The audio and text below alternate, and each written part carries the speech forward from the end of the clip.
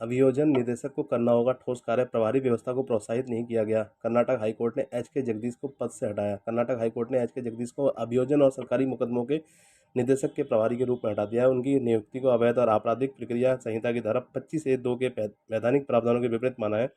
Chief justice NV Anjaria और justice Krishna S Dixit की खंडपीठ ने कहा कि यह प्रावधान इस गरिमामयी कार्यालय में नियुक्ति के लिए विशिष्ट योग्यता और शर्तें निर्धारित करता है और इस बात पर कोई विवाद नहीं है कि जगदीश के पास ये सुविधाएं नहीं है।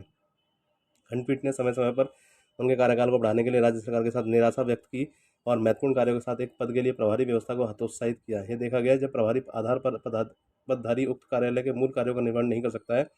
इस तरह के कृत्यों को सही ठहराने के लिए कोई सक्षम निर्णय या नियम या निर्णय का हवाला नहीं दिया गया है। इसलिए हम PP के निदेशक के कार्यालय के प्रभारी किसी भी अधिकारी को रखने की ऐसी अस्वास्थ्यकर प्रथा की निंदा करते हैं। कर्नाटक सरकार ने अभियोजन और सरकारी मुकदमा भर्ती नियम 2012 अधिसूचित किया, जिसमें निदेशालय में उप निदेशकों के कैडर में पात्र उम्मीदवारों में से चयन करके अभियोजन निदेशक के पद पर नियुक्ति का प्रावधान किया गया था। अधिवक्ता सुधा कटवा, जिन्होंने पिछले साल कोर्ट से याचिका दायर करने की मांग की ने दावा किया कि जगदीश ने विभाग में सहायक लोक अभियोजक या उप अभियोजक के रूप में काम नहीं किया था और उनकी नियुक्ति उनके राजनीतिक संबंधों के आधार पर हुई थी। इन आरोपों में दम पाते हुए कोर्ट ने कहा कि बेशक वर्तमान अवलंबी अर्थात चौथा प्रतिवादी यहाँ कानून द्वारा निर्धारित चरित्र को नहीं भरता है, केवल सरकार के विधि सचिवालय में एक अधिकारी है। आपराधिक मामलों का अभियोजन के उद्देश्य से एक अलग निदेशालय बनाने का उद्देश्य स्वायत्तता का एक उचित उपाय सुनिश्चित करना और कार्यालय के प्रभावकारिता स्तर को बढ़ाना है।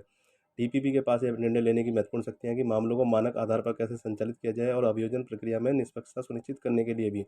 अभियोजन निदेशक का कार्यालय आपराधिक विधियों के तहत अपराधियों के अभियोजन में एक महत्वपूर्ण भूमिका निभाता है। अभियोजन के कार्य की स्वतंत्रता कानून के शासन के केंद्र में है। वे किसी से आदेश नहीं लेते हैं, बल्कि कार्यपालिका से स्वतंत्र होकर अपने विवेक से काम करते हैं। सरकार ने प्रस्तुत किया कि चूंकि विचाराधीन नियुक्ति नियमित नहीं है, इसलिए धारा 25(a) की आवश्यकता का पालन करने की आवश्यकता नहीं है। इसने प्रासंगिक समय पर विभाग में योग्य उपनिदेशकों की कमी का हवाला देते हुए प्रभारी व्यवस्था का बचाव किया और प्रस्तुत किया कि अब पद पर नियुक्ति के लिए कदम उठाए जा रहे हैं। हालांकि कोर्ट ने कहा कि CRPC की धारा 25(a) में निदेशक के पद पर नियुक्ति के लिए हाईकोर्ट के चीफ जस्टिस की सहमति अनिवार्य शर्त के रूप में निर्धारित की गई है। ऐसी शर्त निर्धारित करने का उद्देश्य यह है सुनिश्चित करना है कि केवल एक योग्य उम्मीदवार को उक्त कार्यालय में रखा जाए।